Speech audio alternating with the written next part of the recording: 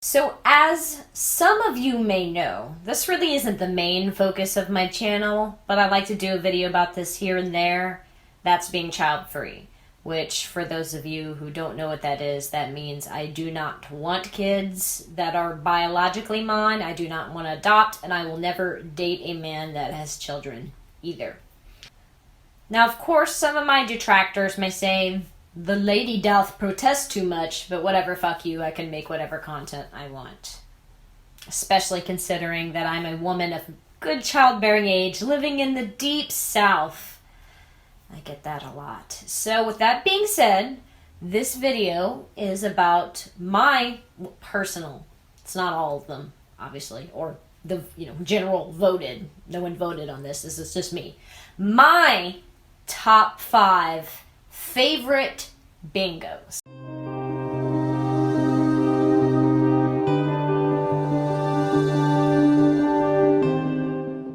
The MedSped's here, and this is the bingos thing. I already announced that.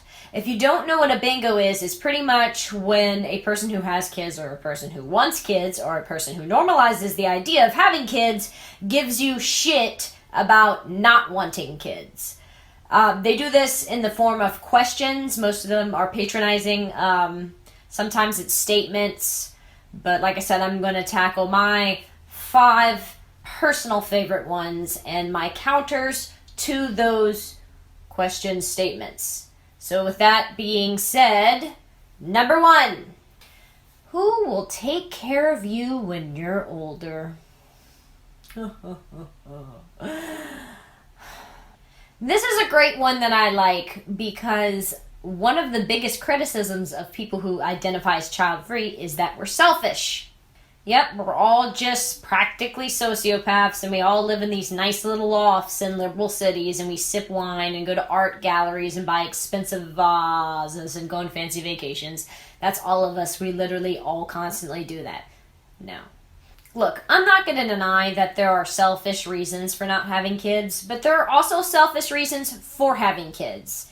And this whole taking care of you when you're older thing, yeah, that's one of them. You don't want to go to a nursing home, do you? Right? Sounds pretty selfish. Your grown adult children probably have pretty busy lives of their own. Hell, they probably have kids. They have jobs, they have houses to take care of, lots of things. Bills, maybe they have medical issues. And the last thing they really need is some old lady or man in their house having dementia, yelling at the toaster or whatever. So that's pretty selfish of you to want to put that burden on your children. Not to mention, there are plenty of people who have kids who still end up in nursing homes. The only difference between the people who have kids that are in nursing homes and the people who don't have kids is your children may come visit you once a month, or if you're super lucky, once a week. And you get to put a bunch of pictures of them all over your mirror. But that's really about it. That's not even getting into the whole exploitation thing. I mean, it's one thing to get neglected or abused by a CNA who makes like $9 an hour and who has no emotional connection to you. But imagine your own children that you raised your whole life, just coming over for them to sweet talk you into, giving them some money or something. I mean, elder abuse and neglect happens all the time, and a lot of the time it happens from like a family member.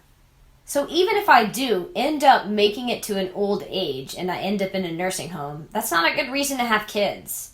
So for the last few years of my life, which I'm pretty much not even going to remember because my brain is mush, I'm supposed to have kids. So I might end up losing my mind in their home and burdening their life. Not a good reason. So let's move on to number 2. What if you regret your decision or change your mind when it's too late? Well, if I'm on my deathbed and I regret not having kids, I guess that sucks for my dying moments, but I'm dying. So, it's not exactly a pleasant experience, and it's like a real short period of time. So I'm not going to flip a coin and sacrifice 25 to 30 years of my life for an hour that may happen because I could get in a car wreck next Thursday and there's no like deathbed moment. That's not even guaranteed. But to answer the second part of that question, if I'm 37 and, you know, I'm having fertility problems and all of a sudden I do want a baby. I want a baby all of a sudden. Then I can adopt. I know, it's not the same. I won't get to post pictures of my stomach on Facebook. I won't get to have a gender reveal party. I won't get to talk about trimester shit. But in the end, you'll still get pretty much the same experience of parenting if you adopt an infant. You also get to skip a lot of the gross bullshit, too. Vomiting, swollen feet, indigestion, mood swings, pissing all the time, gestational diabetes, the list goes on. I mean, I really could go on and on and on. Not to mention, like, complications where you may die, stillbirths, all those sort of things. With adoption, you just, like, go into the agency and you pick a baby.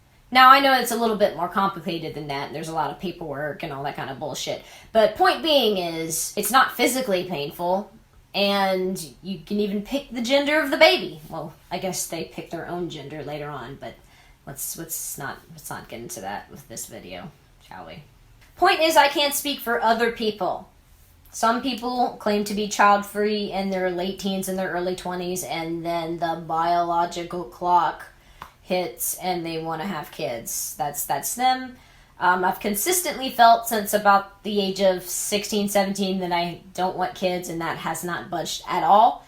And I'll be 28 next month, so I doubt that will happen. It's possible, I'll give you that, but once again, I can always adopt. Or if I really feel like, you know, getting into it and all, I guess I could freeze an egg, but I'd probably just adopt, to be honest. Number 3. The biological argument. That's the one that we get a lot.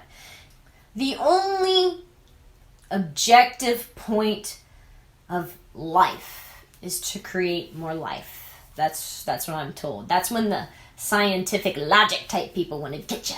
They think they get you with that. But your stupid, pseudo-philosophical bullshit, it doesn't really do much for me. It's circular logic. I mean, calm down. This isn't science class. This isn't a philosophical debate. This is my life choices we're talking about here, okay? Unless you believe in religion, which is just a belief, and I don't. I'm an atheist. There really is no point to life. You can either just have no meaning or you can create your own meaning.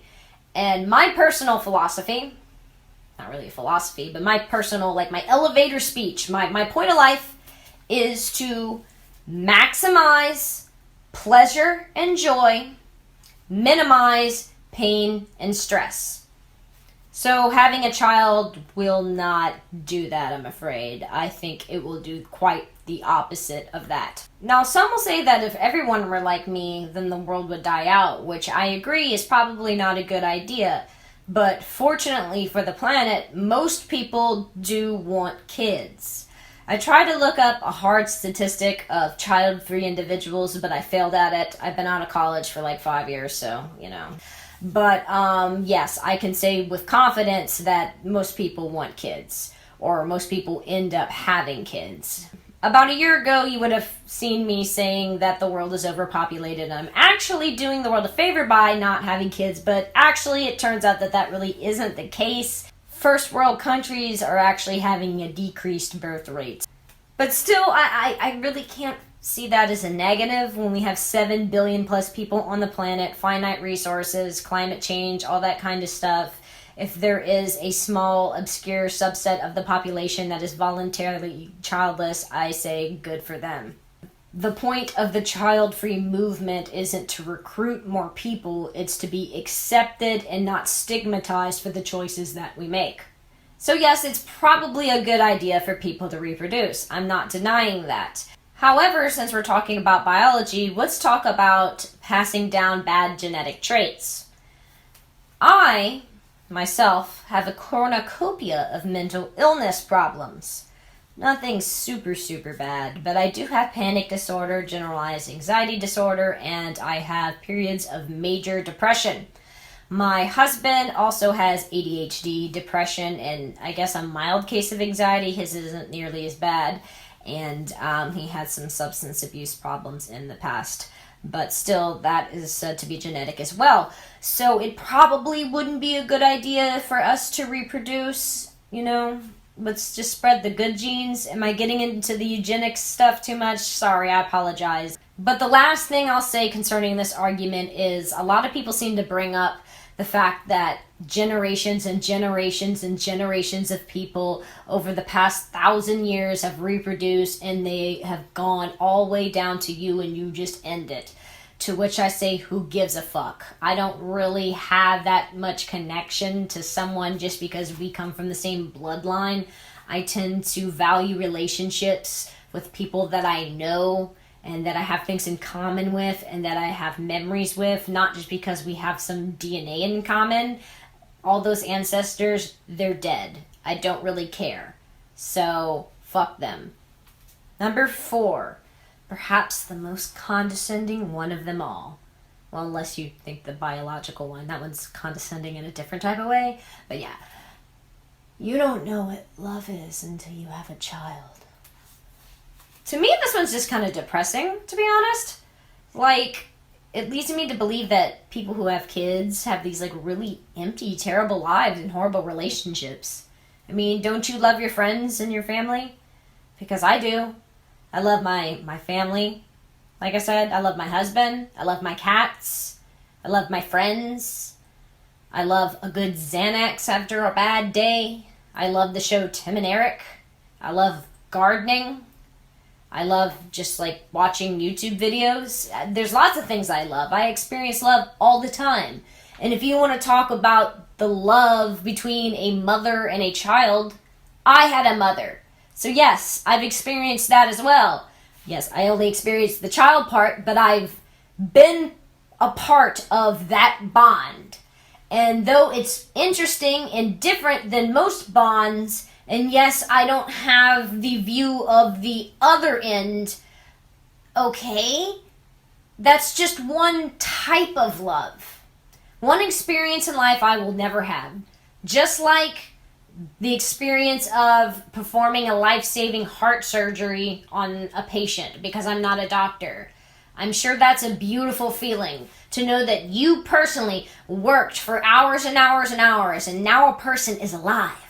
I'm sure that's a great feeling, but I'm not going to 4 years of medical school and then doing a residency and then owing hundreds of $1,000s in debt to feel that feeling. I'm okay. I'll be all right. I can get happiness in other ways. Same thing applies to breeding and having that love of a mother and child. And the last one, number 5, you don't like kids. It's different when they're your own. That one's always interesting, right? Yeah, you're probably right. It probably would be different if they were my own. I'm aware that there is a chemical in the brain that's released, the bonding chemical. It's called oxytocin. It is released in the brain, so the mother and the child, that bond thing that was mentioned before, that happens. It causes it. If it didn't happen, I'm sure, thousands and thousands of years ago when humans were hunter and gatherers and they're going, travel the valley to get to the buffalo and the baby's crying, the mother would be all like, man, this is annoying. I'm going to bash its head against a rock and just not have this kid. Yeah, that would not work out too well for the continuation of the human species. So I get why that chemical exists. But when there is a rule, there's always an exception to the rule. There's always going to be statistical anomalies. If you don't believe me, I recommend you go on Reddit and go to the sub that's called Raised by Narcissists. You'll see lots of firsthand accounts of people with fucking horrible parents that treat them like shit. And a lot of these people have emotional issues later in life, into their adult life, and they actually have to go to a subreddit and vent. It definitely does exist. Having a child and a little bit of oxytocin doesn't magically make you a great person and everything's going to work out for the better. Now, if going to a subreddit is too anecdotal for you, contact someone who works at the Department of Children and Family Services. I guarantee you, without giving away any specific information, because that would be a violation of HIPAA, they can tell you about lots of cases of child abuse and child neglect. It absolutely exists. It happens all the time. People have kids and then they treat them like shit. They dump them off on other relatives. They ignore them for significant others that come into the picture that are more important at the moment. People lock their kids in closets. They just had that case in California where they like tied up their 27 kids or whatever. All sorts of terrible shit happens. And then more commonly, which is not as tragic and terrible, but still pretty bad, a lot of people, I guarantee you gotta know somebody in your personal life where their mom, but usually, realistically, it's the dad, takes off. He tries the whole family life, and it's just not for him. So he packs his shit up, and he moves 5 hours away and starts fucking a 19-year-old. That kind of thing happens all the fucking time. And a lot of these people who abuse and neglect their kids, a lot of these people who take off on their families, a lot of these people who are narcissists on the subreddit, a lot of these people wanted kids. Now, I'm not saying that every person that doesn't want kids is going to be like that. What I'm saying is, if my instincts are telling me do not want, I'm going to listen to them. I'm not going to take a random bingo and be like, you're right, I didn't think of that. I'm totally going to flip my life around and do what you said. It's not really how it works. It's not how it works. It's too risky. It's a risky click.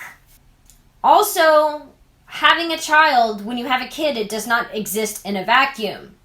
Okay? When you have a kid and you don't like other kids, sure, you might like your kid, but you're going to have to deal with other children if that child has friends. You're going to have to go to Chuck E. Cheese. You're going to have to go to stupid little plays. You're going to have sleepovers and birthday parties. You're going to have to put them in like extracurricular activities like art class or dance or football or whatever. You're going to be around other kids all the fucking time. So if you don't like kids, probably not a good idea. But yeah, that's pretty much it. That's my 5 reasons.